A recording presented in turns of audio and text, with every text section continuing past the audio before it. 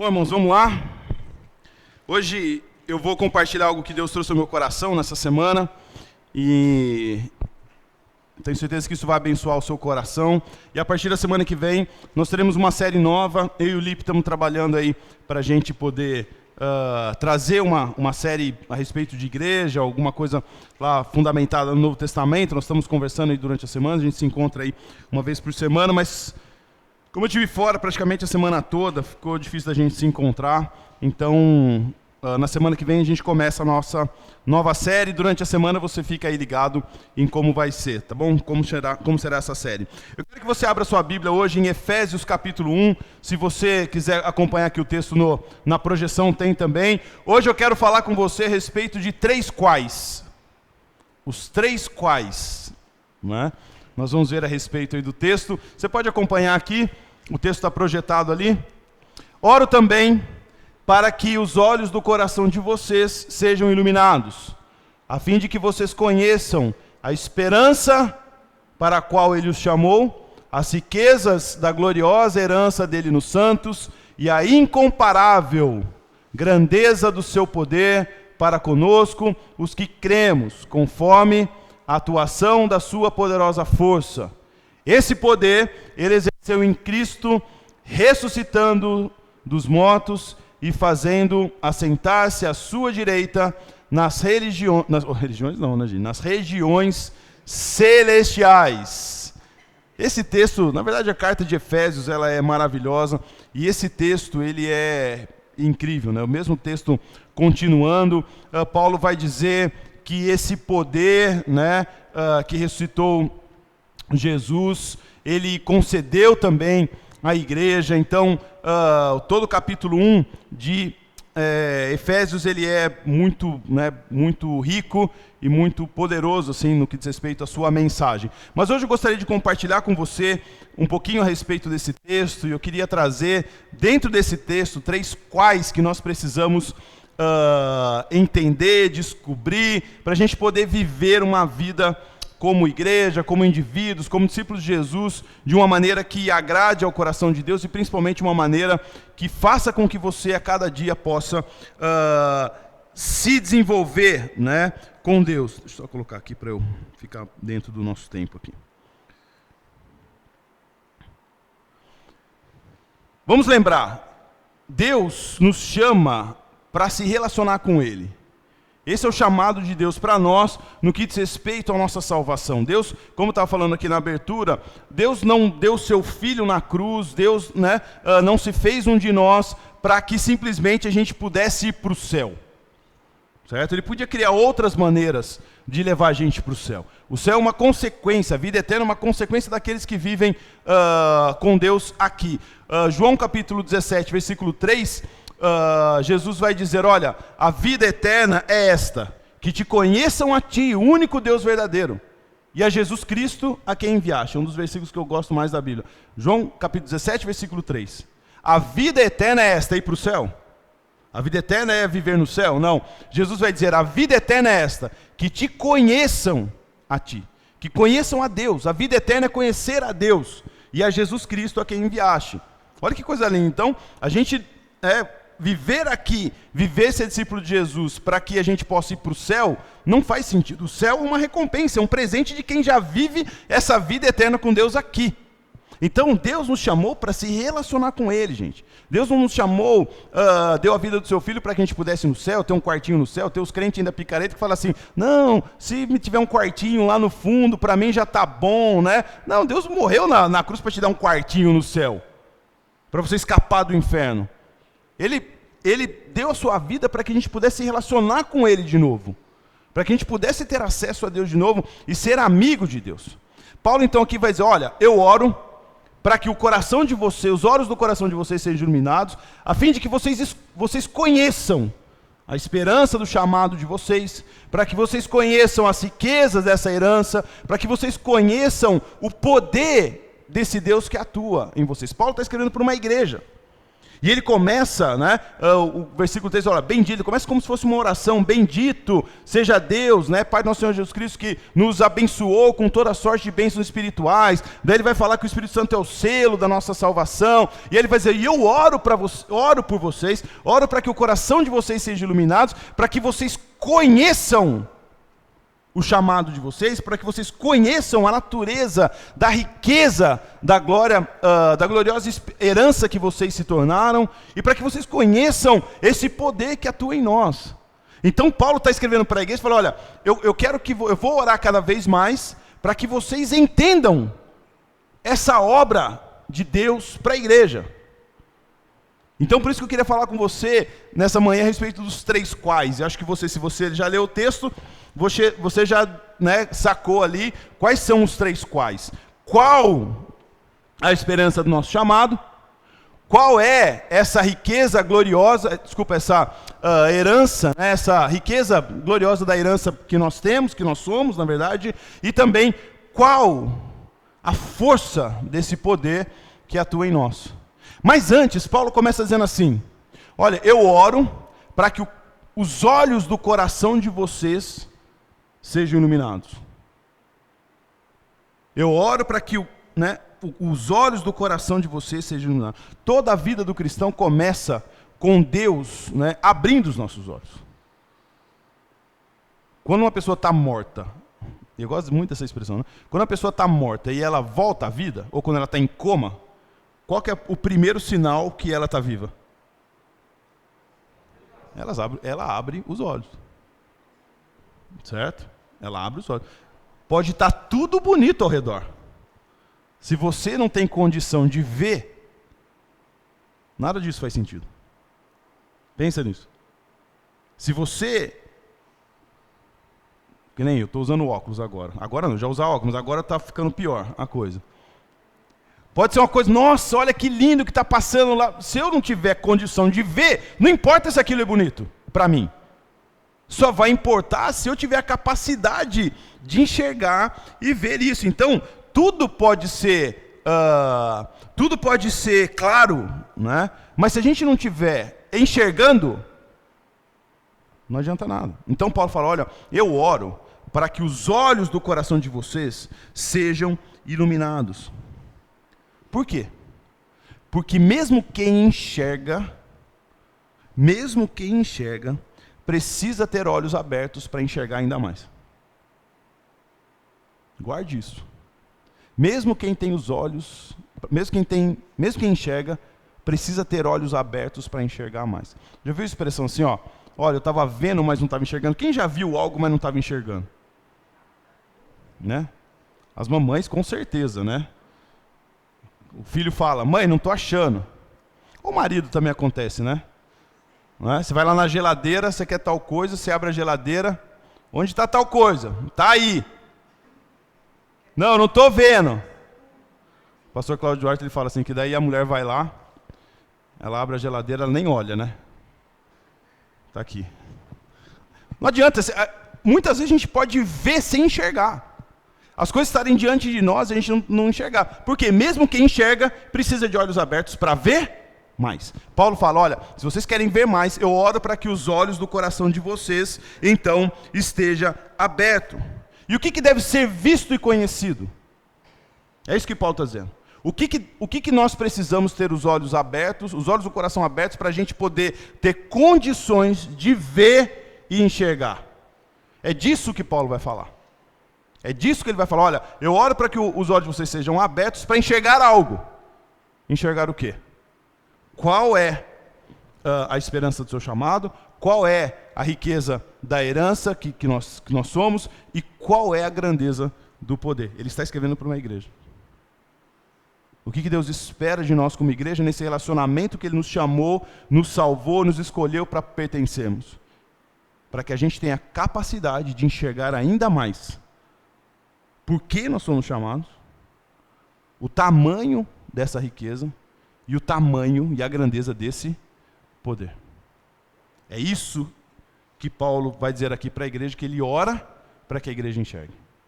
Enxergue cada vez mais.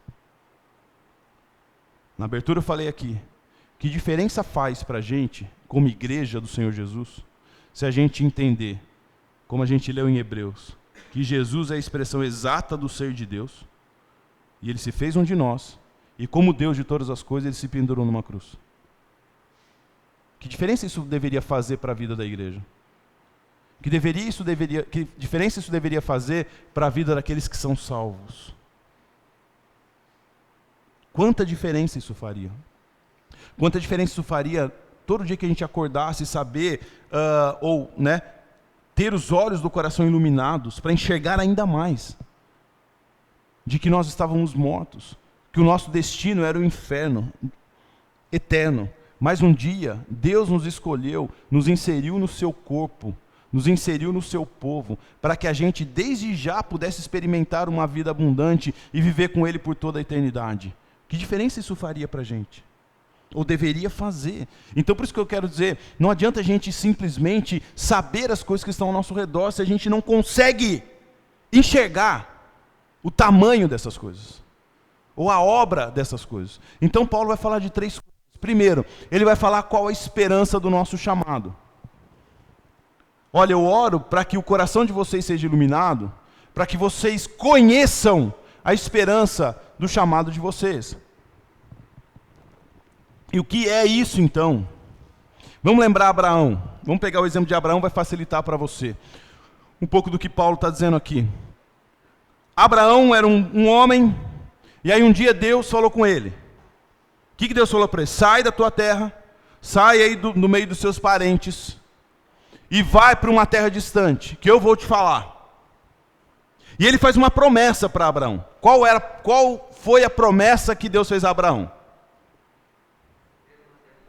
Que a partir dele seria feita uma grande nação, que a sua descendência seria numerosa como a areia da praia, como as águas do mar, como as estrelas do céu. Então sai, porque eu farei de você, a partir de você, uma grande nação. O que, a esperança que Deus deu para Abraão, certo? A esperança era sempre direcionada para o futuro, certo? A perspectiva de algo futuro, que eu posso acreditar, e isso traz motivações, traz motivos para eu continuar agindo, certo? Qual a esperança então de Abraão? Olha, a esperança de Abraão que Deus deu para ele, olha, a partir de você eu vou fazer uma grande nação. O que fez Abraão sair da sua terra e se tornar um peregrino, um viajante, pôr o pé na estrada para viajar com Deus, mesmo sem saber para onde ele ia? A esperança do seu chamado. Certo? Porque veja se faz sentido.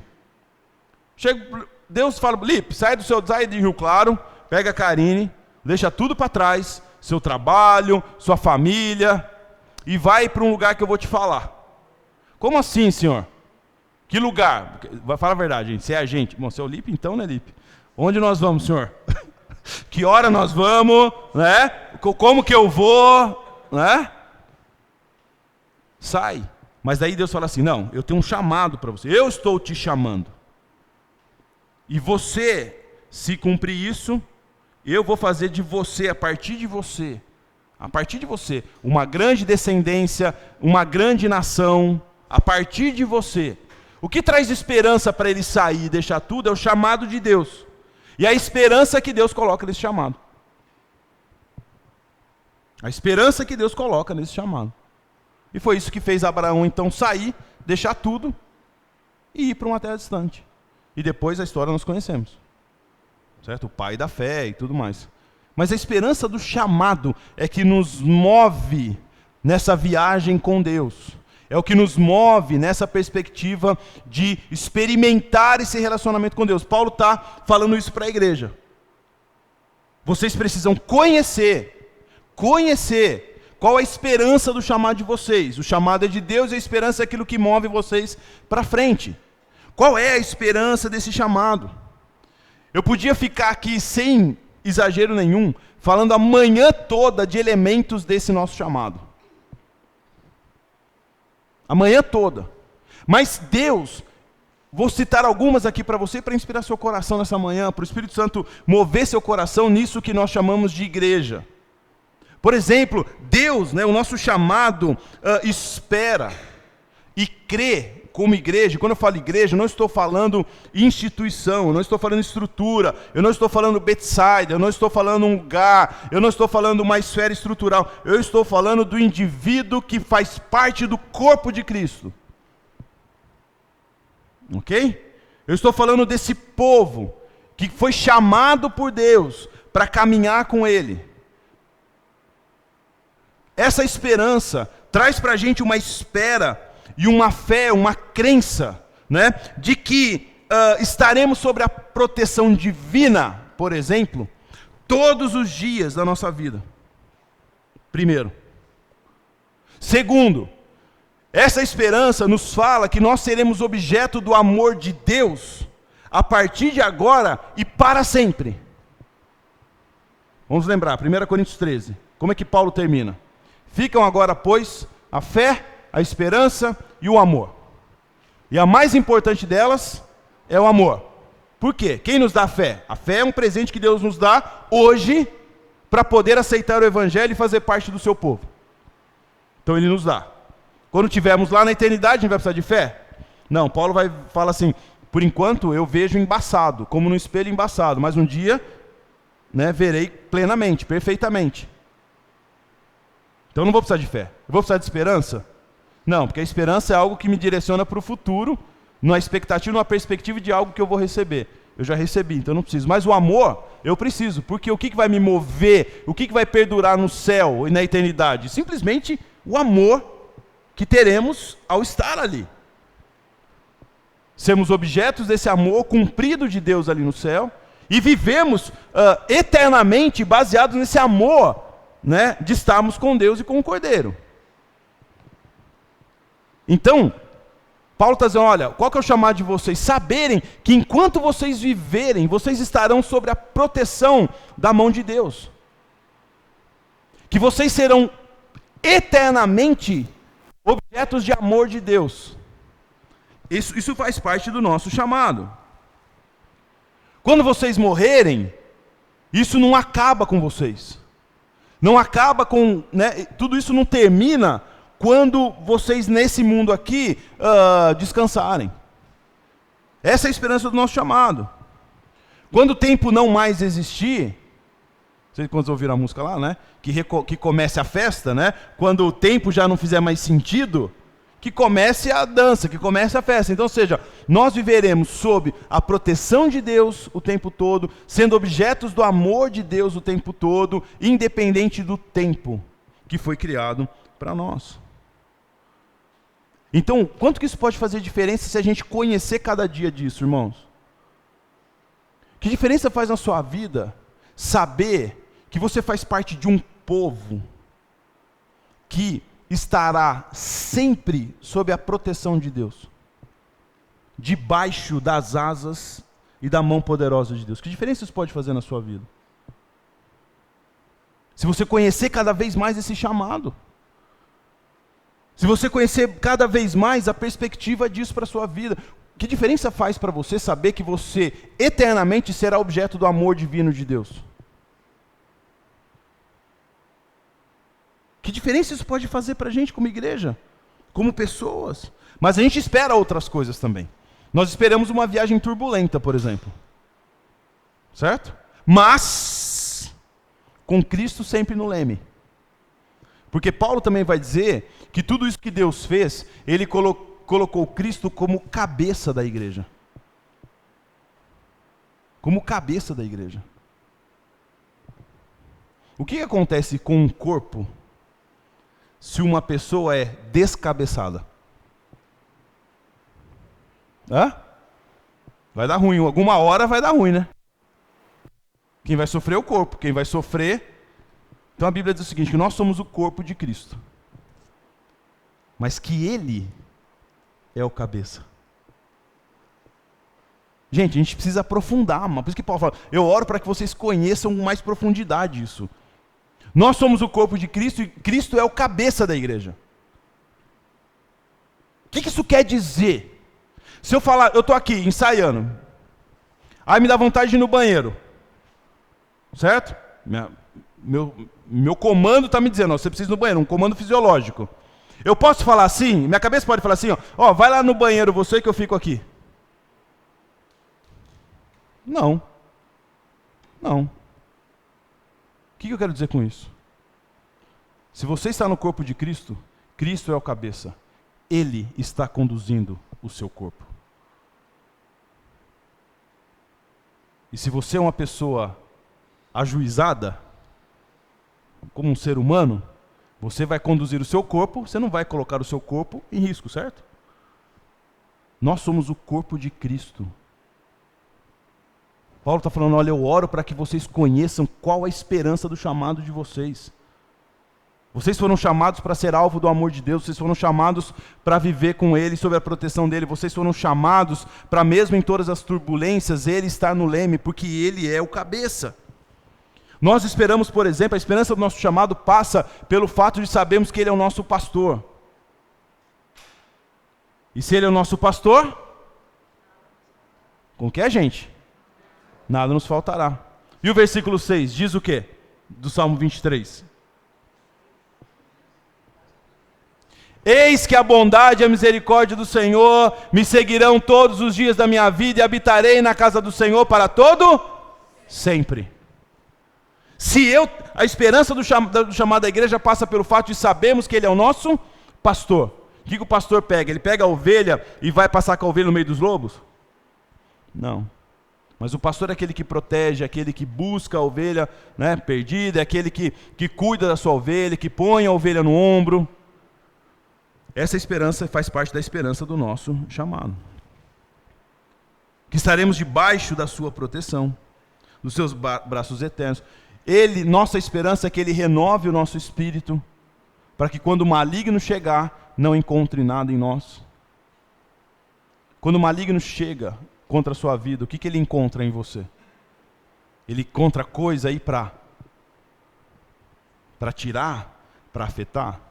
Deus é que a esperança do nosso chamado, do chamado da igreja, passa pelo fato de que Deus renova o nosso espírito, para que quando o maligno vier, ele não encontre nada em nós. Esse é o chamado da igreja. Vou falar uma coisa aqui que vai alegrar alguns. Muito, muito, muito. A igreja, a esperança do chamado da igreja, passa por uma juventude eterna.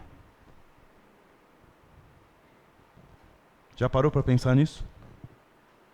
Ainda que neste mundo vivamos, né, com esse ser totalmente abalável fisicamente, a esperança do chamado da igreja passa por uma juventude eterna. Acho que a gente vai poder cantar lá quando entrar no céu. Forever young, I want to be forever young. Né? A gente vai poder dizer, olha, eternamente jovem. Já parou para pensar nisso, querido? Seremos transformados num novo corpo e viveremos uma juventude eterna, porque no céu nós teremos alegria intensa, amor intenso, vida em abundância, alegria e paz por toda a eternidade. Comida com certeza, porque diz lá que vai ter o banquete do Cordeiro, oh glória, não é? Juventude eterna, não, é? Não vai engordar, é verdade, não é? Aleluia! Quero que você leia, alguém pode abrir para mim, 1 Coríntios capítulo 2, versículos 9 e 10, alguém tem uma voz aí, pode ler, uma voz forte, pode ler para a gente, 1 Coríntios capítulo 2, versículos 9 e 10.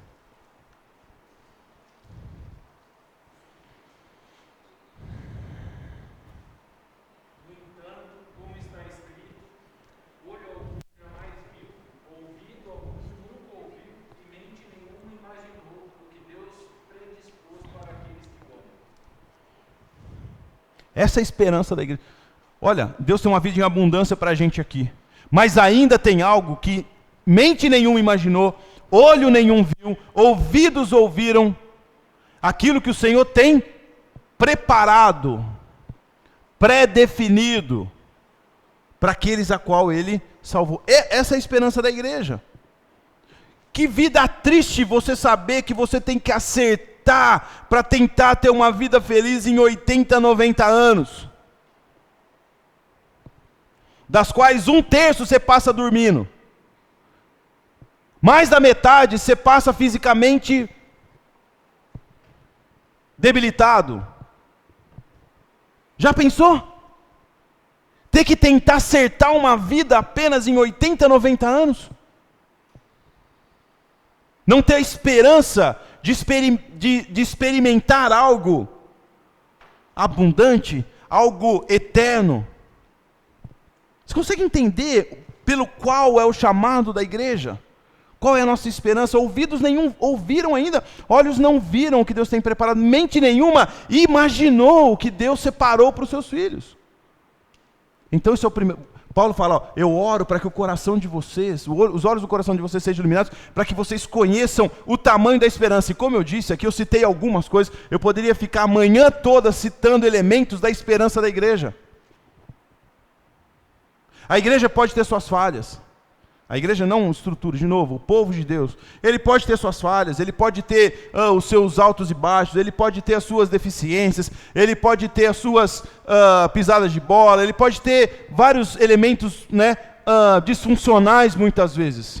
Mas o fato é que a igreja é o melhor lugar que qualquer ser humano poderia estar inserido. Qualquer ser humano poderia estar inserido. Mas Paulo vai falar então de um segundo qual. Eu oro para que os olhos do coração de vocês sejam iluminados, para que vocês conheçam quais riquezas da gloriosa herança dos santos. Irmãos, isso aqui é maravilhoso. O povo de Deus, ele é criado pela graça de Deus, certo? Vocês estavam mortos. Ok? Romanos vai dizer assim, ninguém ama a Deus. Não há quem faça o bem. Tá? Paulo vai citar isso lá em Romanos. Não há quem... O que ele quer dizer? Que não existe pessoa boa? Óbvio que não. Ele quer dizer que não existe nenhum ser humano no mundo que se disponha intencionalmente a buscar a Deus. Ah, mas eu aceitei Jesus. Você não aceitou nada. Você estava morto. Como é que você aceita alguma coisa? Como é que morto aceita alguma coisa? Você recebeu um presente. Você recebeu uma justiça que não era sua. Quando Cristo morreu na cruz, os pecados daqueles que foram salvos foram com ele. Quando ele ressuscitou, ele deu nova vida para esses a qual ele chamou, que inclui a sua igreja. Então, nós fomos criados, a igreja foi criada pela graça de Deus. É um presente. Sabe, se você está aqui hoje, um dia você estava morto e Deus te deu vida. Vou dar um exemplo. Imagine 2 bexigas. Ok? 2 bexigas. Eu encho uma bexiga, amarro bonitinho, e a outra continua vazia, murcha. As 2 são bexigas? Sim. Ok? Qual tem vida? A cheia. Mas a outra não deixou de ser bexiga. Agora, o que serve uma bexiga murcha? Ela continua sendo bexiga, mas não serve para nada. Uma criança vai pegar uma bexiga... Você vê? Vamos fazer a festa de aniversário da Helena. Tá bom, aqui nós vamos pendurar um monte de bexiga murcha. Já viu alguém fazer isso? Não, por quê? Preste atenção no que eu vou dizer para você. Porque não é esse o propósito de uma bexiga. O propósito de uma bexiga é estar cheia, é colorir, é deixar um ambiente bonito ou alegre. Quero dizer para você que se você está aqui hoje, de alguma forma, ou você é uma bexiga cheia, ou Deus está tentando assoprar sobre você para encher e você está resistente.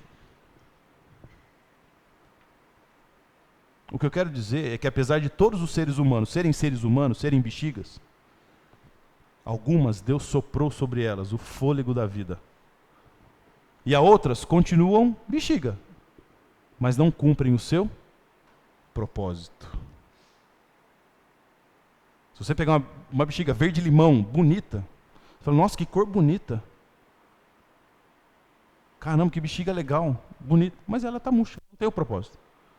Assim como tem muitas pessoas boas, que fazem muitas coisas boas, que são pessoas verdadeiramente honestas, pessoas verdadeiramente caridosas, importantes, solidárias, mas dentro de um propósito espiritual, ou a gente é uma bexiga que recebeu fôlego de vida, ou a gente é uma bexiga murcha. Vocês precisam conhecer, Paulo falou, qual é a riqueza da gloriosa herança. Não fala dos santos, porque a herança não é nossa. A herança é de quem? De Deus, porque se é a herança nossa, eu não está falando herança dos santos. Se você está falando que é a herança dos santos, a herança seria? Nossa, eu falei herança nos santos. A herança é de quem? De Deus.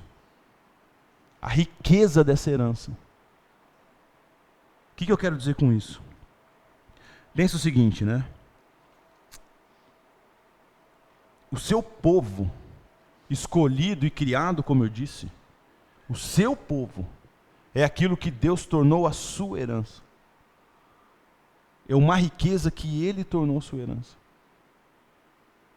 Vamos imaginar o seguinte. Pensa numa coisa criada que você acha incrível, que você acha linda. Jeane, fala uma coisa que você acha lindo na criação. Uma coisa, qualquer coisa, que você acha, isso aqui eu acho lindo. Hã? O amanhecer. Ok. William, fala uma coisa linda que você acha na criação. As flores. Dona Vera, uma coisa linda que a senhora acha na criação. As flores. Que mais? O mar, mãe. O amanhecer, amor. Hã? Os animais. Ok. Que mais, gente? O céu. Um céu estrelado. A gente não tem condição de ver. Uma vez nós fomos no planetário, lá em São Paulo, alguns anos atrás, e lá mostrou pra gente como seria, como que a gente veria o céu se a gente não tivesse iluminação ou se não tivesse poluição. Gente, eu chorei. Eu chorei de ver. Cara, a coisa mais incrível, eu tive um pouco disso na África. Uma vez nós fomos morar lá à noite num lugar lá, e eu falei, gente, eu nunca vi um céu desse jeito. Maravilhoso. O mar. Eu amo o leão, por exemplo. Não é? Um leão caçando. Não é? Pensa tudo isso, ok? Ótimo, pensou? Agora pensa o seguinte. Mas ele não decidiu que essas coisas fossem a sua herança. Apesar de lindas, grandes, imponentes, maravilhosas, ele decidiu que o seu povo, você, imperfeito, pecador, esquisito às vezes, difícil, bem difícil de lidar, né? Sua esposa, difícil de lidar, né? Não é não? Não é não? As esposas, não é não. Seu marido, difícil de lidar? Difícil. Você é difícil também. Eu sou, você. Mas Deus escolheu que o seu povo fosse a herança. Ele não escolheu que fosse o céu, que fosse a criação. Quando Jesus está conversando com Nicodemos, o que ele diz? Olha, Nicodemos, Deus amou o mundo de tal maneira que deu o seu filho. Ele deu o filho para quem? Para o leão, para o tubarão, para o céu. Ele deu o filho para quem? Para o seu povo, para a igreja. Por isso Paulo vai falar, olha, eu oro, eu fico imaginando Paulo orando pela igreja, né, gente? Imagina que oração que não deve ser. Eu oro para que Deus ilumine os olhos do coração de vocês, para que vocês compreendam a riqueza que é ser herança de Deus. Deus podia, vou falar a verdade, tinha um monte de coisa bem melhor que nós para Deus escolher, cara. E que dá menos trabalho para Ele. Ele podia escolher qualquer coisa para ser a sua herança, para ser uma riqueza para Ele. Mas Ele escolheu a mim e a você. Ele escolheu a sua igreja. Sabe quando você sabe que uma coisa se torna preciosa? Pelo tanto que ela é amada. Uma coisa se torna uma riqueza, não é pelo seu valor intrínseco, é pelo tanto que ela é amada.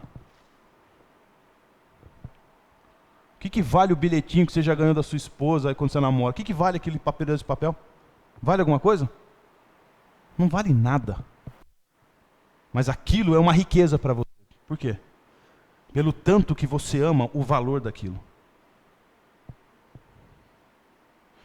Um artista, um artesão, ele pode pegar um pedaço de ferro, um pedaço de lata, ou qualquer coisa, que não tem valor nenhum. Mas ele pode gastar tanto tempo naquele trabalho, tanta arte, tanta dedicação, que quando aquilo estiver pronto, aquilo pode valer milhões. Milhões. Por quê? Porque não está no objeto em si, mas no tanto que aquilo se tornou uma riqueza. Eu não sei pintar, mas eu posso pintar um quadro horrível. Ficou horrível, não vale nada aquilo. Mas se um dia Rembrandt, Da Vinci, olhar aquilo e quiser colocar assinatura, quanto que vale aquilo? Porque não tem a ver com o valor intrínseco de algo. Tem a ver quanto aquilo se torna uma riqueza por ser amado. E talvez você esteja entendendo o que eu quero dizer. Paulo está dizendo, olha, eu oro para que vocês entendam a riqueza que vocês são para Deus. O quanto vocês têm valor para Deus. Deus ama seu povo há tanto tempo, com tanta intensidade.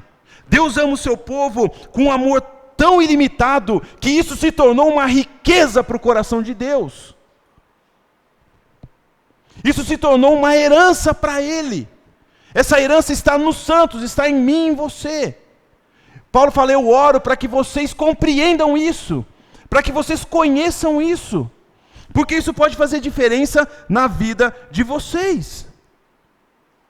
Deuteronômio capítulo 32, versículo 9, Deus vai dizer, pois o povo preferido do Senhor é este povo. Jacó é a herança que lhe coube. Deus fez todas as coisas. Tudo que é bom e tudo que existe foi Deus que fez. Qualquer coisa pertence a Ele de fato e de direito. Mas Ele escolheu como herança, Ele escolheu como riqueza a sua igreja. Isso deve fazer diferença para a gente, inclusive, ao fazer parte de uma igreja local também. A riqueza nisso que estamos fazendo. A riqueza nisso que nós fazemos todo domingo, que fazemos ao nos reunirmos para orar, para adorar, para termos comunhão uns com os outros, para aconselharmos. A riqueza nisso, isso é uma riqueza de Deus. Lidar com isso de maneira negligente, de maneira leviana, de maneira descomprometida, afeta aquilo pelo qual Deus nos considera. Por aquilo que Deus considera a sua igreja. Então, quando eu olho para tudo que é belo, quando eu olho para tudo que é lindo, para tudo que existe, toda a riqueza, toda a beleza, nada disto custou uma encarnação e uma cruz, gente. Não custou para a natureza uma encarnação do Filho, do próprio Deus, uma morte numa cruz. Nada disso custou isso. Mas a mim e a você, a igreja a qual fazemos parte, custou sim uma encarnação de Deus e uma morte numa cruz. Então a grande glória na riqueza, na herança que Deus coloca sobre a igreja. E a gente precisa saber disso. A igreja não é uma brincadeira. A igreja não é um projeto humano. É um projeto de escala de sucesso. A igreja é uma herança que pertence a Deus. Que Ele quis tornar riqueza. Que Ele quis tornar valioso. Isso deveria sim mudar muita coisa na nossa vida. Individual e também comunitária. Fazer parte disso. Então, Deus colocou tanto trabalho na nossa natureza, sem valor, E isso, por ter o dedo de Deus, se tornou algo valioso.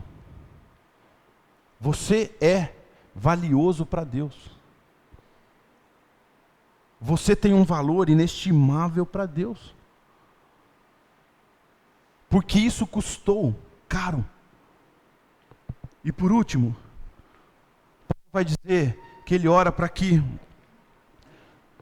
os olhos do nosso coração sejam iluminados para conhecer a grandeza do seu poder. Ninguém no mundo é salvo pela própria força. Cansei de dizer isso, né? Nas bem-aventuranças, cansei de dizer isso lá. Falo isso bastante em Romanos, falei lá na parábola do pai e dos 2 filhos. Ninguém é salvo pela própria força. Nós somos feitos pelo poder de Deus. E aqui a questão é o seguinte, preste atenção nisso. Deus pode fazer tudo. Deus pode fazer tudo. E o que significa tudo? Tudo. Tudo. E quanto mais nós cremos nisso, mais incrível a nossa vida vai ser. E como é que Paulo usa isso? Ele fala assim, ó. Jesus morreu. E colocaram ele lá num sepulcro. E o que fizeram depois que colocaram Jesus num sepulcro? O que fizeram? Rolaram uma pedra enorme na frente do sepulcro. Certo? Mas aí Paulo vai dizer, mas Deus o ressuscitou. E aí, né? A imagem que você tem que ter é a imagem real. O que aconteceu no dia que as mulheres foram lá? A pedra não estava lá. Certo? Não estava lá não, ela estava lá, mas tinha sido rolada, né? Jesus não estava lá dentro e já estava andando adiante deles. E os guardas? Os caras ficaram assustados. Não sei se é Mateus ou Lucas que diz que, né, inventaram uma história que fosse contada ao longo do tempo, porque aquela história lá não faria sentido nenhum e teria grandes consequências. Ou seja, gente, nós estamos falando de um fato. Quando um crente fala um negócio, alguém pode falar, esses caras... Mas quem está falando é os não crentes que criaram uma história. Né? Foram os caras que criaram uma história, não fomos nós. Nós sabemos que Jesus ia ressuscitar, tá tudo certo. Mas se só a gente falasse, não, isso aí é coisa deles lá que está falando. Cara, mas os caras lá inventaram uma história para justificar um milagre. Como é que pode um cara, depois de com uma pedra desse tamanho aqui na frente, o negócio está aberto, o cara sair andando e ele não está mais aqui? Como assim? Aí então, Paulo vai dizer, olha, eu quero que vocês conheçam a grandeza desse poder, que tirou Jesus e ressuscitou Jesus. E aqui, o que fica pra gente, né? Pô, a pedra foi rolada, a pedra foi tirada, os guardas ficaram perplexos. Todos nós, em algum momento, querido, podemos ser sim jogados num sepulcro. Da dor, da enfermidade, da desilusão, da solidão, das preocupações, das frustrações, das perdas, das derrotas, da própria morte. Mas Paulo está dizendo, eu oro para que vocês conheçam a grandeza do poder de Deus. E esse poder de Deus é o poder que tirou Jesus lá, que ressuscitou, que removeu a pedra e fez ele ter vida novamente. É isso que Paulo está dizendo, eu oro para que vocês como igreja conheçam o seguinte, qualquer coisa que aconteça na vida de vocês, a pedra pode ser rolada e você pode receber vida de novo. Deus pode tudo. E se não for para essa vida, a esperança do nosso chamado diz que nem olhos viram, nem ouvidos ouviram, e nem mente nenhuma imaginou o que Deus tem reservado para os seus filhos. Não tem saída.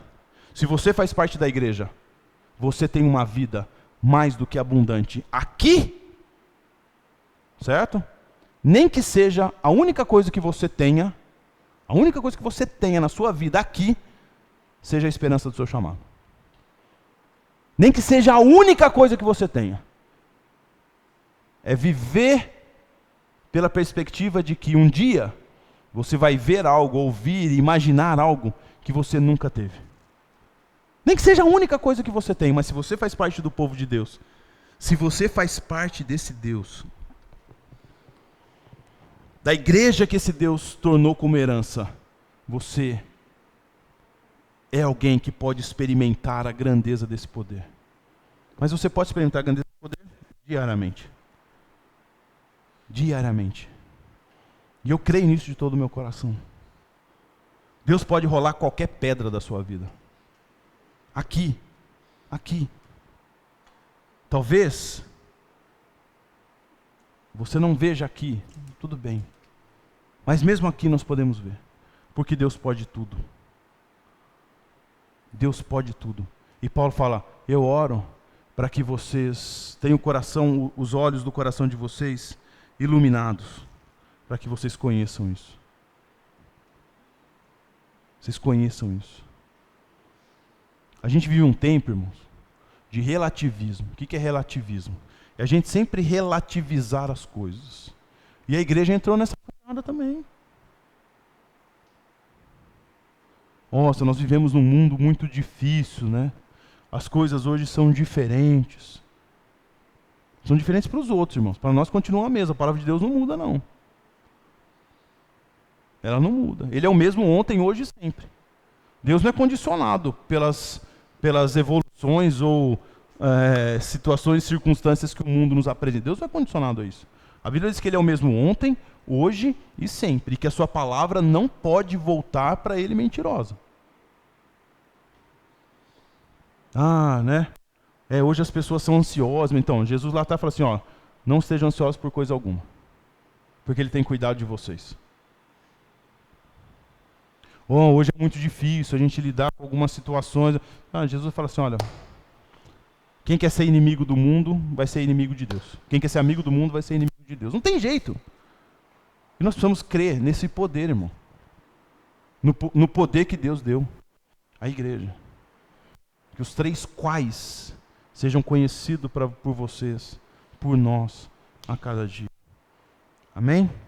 Vamos ficar de pé, vamos orar. Ju, pode cortar.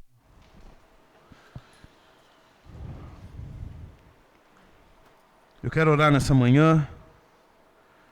Quero pedir para o Espírito Santo poder mover sobre a sua vida.